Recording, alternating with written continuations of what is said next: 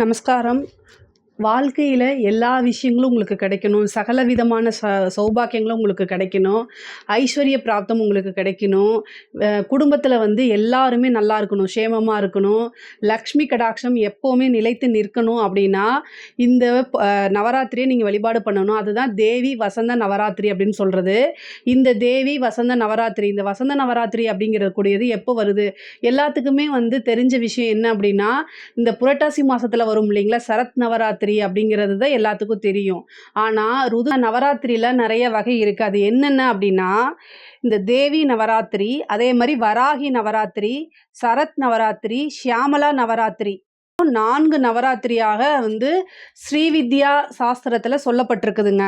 இந்த வசந்த ருது அப்படிங்கிறது வந்து பங்குனி மாதம் அமாவாசையிலேருந்து அடுத்த நாள் வந்து ஸ்டார்ட் ஆகுது. இந்த 4 ருதுக்களிலுமே வந்து பார்த்திங்கன்னா, இந்த அம்பிகையை போற்றி வணங்குறதுக்கு நல்ல நாட்கள். அதாவது இந்த நவராத்திரி 9 நாட்கள் ரொம்ப சிறப்பான நாட்களாக கருதப்படுது.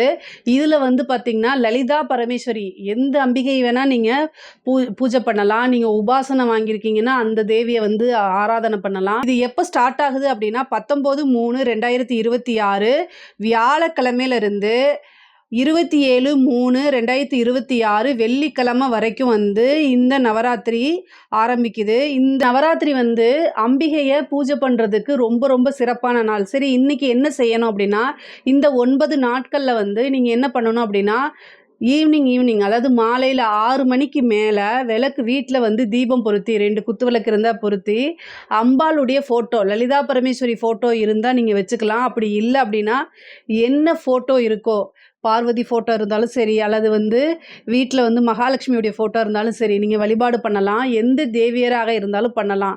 ஆனால் ரொம்ப ரொம்ப சிறப்பானது எது தெரியுங்களா? ஸ்ரீசக்கர நவாவரண பூஜை. எந்த வீட்டில் ஸ்ரீசக்கர நவாவரண பூஜை தினசரி பண்ணுறாங்களோ அவங்களுக்கு எப்போவுமே வாழ்க்கையில் துளி அளவுக்கு கூட பிரச்சனையே வராது. அப்படி பிரச்சனைகள் வந்தாலும் உடனே தேவியே வந்து காப்பாற்றப்படுவா அப்படின்னு சாஸ்திர விதிகள் சொல்லப்பட்டிருக்கு. ஆனாலும் இன்றைய கால சூழ்நிலைகளில் ஒரு உபாசகராக இருந்தாலும் சரி, அல்லது ஒரு உபாசகியாக இருந்தாலும் சரி, ஜீவனம்ங்கிறது முக்கியமாக இருக்குது. அதனால் அன்றாடம் பிழைப்பை தேடி ஓட வேண்டியதாக இருக்கனால, வேலை பளுனால சரியாக செய்ய முடியல. ஆனால் இந்த நவராத்திரி காலங்களில் 9 நாட்கள் செய்யும்போது, இந்த 4 நவராத்திரிகளில் செய்யும் பொழுதும் நல்ல பலன், வருடம் முழுவதும் செய்த பலன்கள் கிடைக்கும். அல்லது இந்த வருடத்தில் கடைசி மாதம், இந்த பங்குனி மாதம் வருது இல்லைங்களா, இது கடைசி மாதம் வருடத்துக்கு, இந்த மாதத்தில் வரக்கூடிய இந்த நவராத்திரியிலையாவது செய்யுங்க. அல்லது வந்து உபாசனை அமாவாசையில் உபாசனை வாங்கிட்டு, உங்களுக்கு இஷ்டமான தேவியை உபாசனை வாங்கிட்டு, குரு மூலியமாக உபாசனை வாங்கிட்டு உபாசன மந்திரத்தை சொல்லுங்க. இது ஏற்கனவே நீங்கள் குரு மூலியமா உபாசனை வாங்கியிருப்பீங்க இல்லையா, அந்த குரு மந்திரத்தையும் என்ன செய்யலாம், நீங்கள் சொல்லலாம். நான் வந்து என்ன செய்ய போகிறேன் அப்படின்னா, ஒரு கலசம் வச்சு, ஓகேங்களா, அதில் அம்பால தேவியை வந்து ஆகானம் பண்ணிவிட்டு, ஃபோட்டோ இருந்துச்சுன்னா அதுக்கு மாலை போட்டு என்ன செய்வேன், ஒவ்வொரு நாளுமே சிறப்பாக ஸ்ரீசக்கர நவாவரண பூஜை பண்ணுவேன் நான். உங்களுக்கு என்ன விஷயத்துக்காக தேவைப்படுது, எனக்கு வந்து இந்த மாதிரி பிரச்சனை இருக்குது, இதுக்கு நான் என்ன மந்திரம் சொல்லட்டும் அப்படின்னு உங்களுக்கு சந்தேகம் இருந்துச்சுன்னா கமெண்ட்ஸில் கேளுங்க. ஏன்னா கடன் பிரச்சனைக்கு தனி மந்திரம் இருக்குது. அதே மாதிரி திருமணம், விவாகம் சம்மந்தப்பட்ட விஷயங்களுக்கு தனி மந்திரம் இருக்குது. எதுனாலும் நீங்கள் தயங்காமல் கமெண்ட்ஸில் கேளுங்க. அதுக்கு என்ன வழிபாடு பண்ணணும், எப்படி பூஜை பண்ணணும் அப்படிங்கிறத நான் உங்களுக்கு சொல்லி கொடுக்குறேன். கவலைப்படாதீங்க. எந்தவித பிரச்சனையும் இல்லை, எனக்கு பணப்பிரச்சனை மட்டும்தான் இருக்குது அப்படின்னா, ஒவ்வொரு நாளுமே 9 நாட்கள், மொத்தம் 9 நாட்கள் ஸ்ரீசக்கர நவாவரண பூஜை பண்ணுங்க. இந்த ஸ்ரீசக்கர நவாவரண பூஜை பண்ணுறதுனால என்ன வித பிரச்சனைகளாக இருந்தாலும் தீர்ந்து போயிடும். ஐஸ்வர்ய பிராப்தம் கிடைக்கும். காசு பணம் அள்ளி கொடுத்துருவாங்க. அம்பாளுடைய அனுகிரகம் எல்லாருக்கும் வேணும் அப்படின்னா கட்டாயம் ஸ்ரீசக்கர நவாவரண பூஜை பண்ணுங்க. லக்ஷ்மி அஷ்டோத்திரம் சொல்லுங்க, லலிதா சரஸ்வரநாமம் படிங்க, ஸ்ரீ சுக்தம் பாராயணம் பண்ணுங்க. என்ன வேணால் நீங்கள் செய்யலாம். உங்களுக்கு வாழ்க்கையிலே தீர்க்க முடியாத ஒரு பிரச்சனை இருக்குது, அது தீர்ந்து போகணும் அப்படின்னு நினச்சிங்க அப்படின்னா, இந்த நவராத்திரியில் வரக்கூடிய ஒரு வெள்ளிக்கிழமையில் தேன் இருக்கு இல்லைங்களா, ஒரு வெள்ளி கிண்ணம் வாங்கி அதில் தேன் நிறைச்சு ஸ்ரீசுக்தம் பாராயணம் பண்ணி ஒரு உத்தம பிராமணருக்கு தானம் கொடுத்தா எந்த வித பிரச்சனையாக இருந்தாலும் தீர்ந்துடும். அதுக்கு வந்து சொல்யூஷனே இல்லை அப்படின்னு தேடிட்டு இருந்தீங்கன்னா இந்த பரிகாரத்தை நீங்கள் செஞ்சீங்க அப்படின்னா கட்டாயம் தீர்ந்துடும்.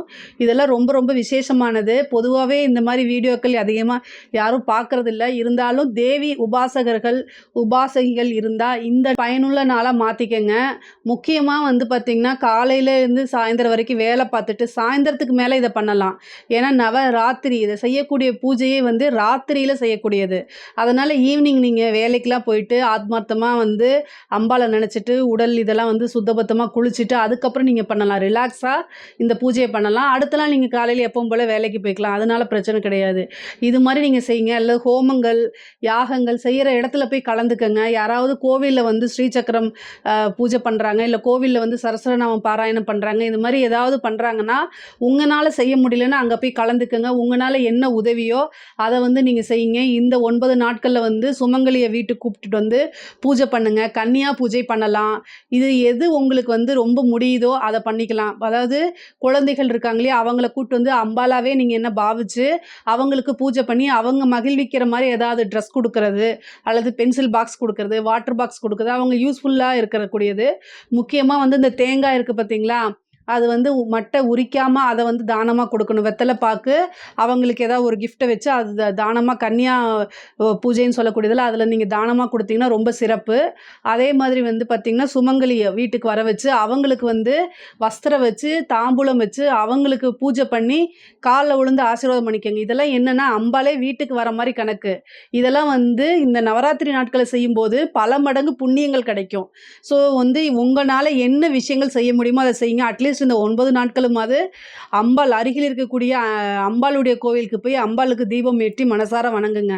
ஏன்னா ஒரு சிலர் வந்து எனக்கு செய்யணும்னு நினைக்கிறேன், வீட்டில் வந்து எல்லாரும் தடை பண்ணுறாங்க, என் கணவர் தடை பண்ணுறாரு, என் மகள் இதெல்லாம் தடை பண்ணுறாங்க, என் மாமியார் கஷ்டப்படுத்துகிறாங்க அப்படின்னு நீங்கள் நினச்சிங்க அப்படின்னா பிரச்சனையே வேண்டாம். ஈவினிங்கு வந்து நீங்கள் ஃபேஸ் வாஷ்லாம் பண்ணிவிட்டு அம்பாளுடைய கோயிலுக்கு போய் அம்பாலை ஆத்மார்த்தமாக நினச்சி வணங்குங்க.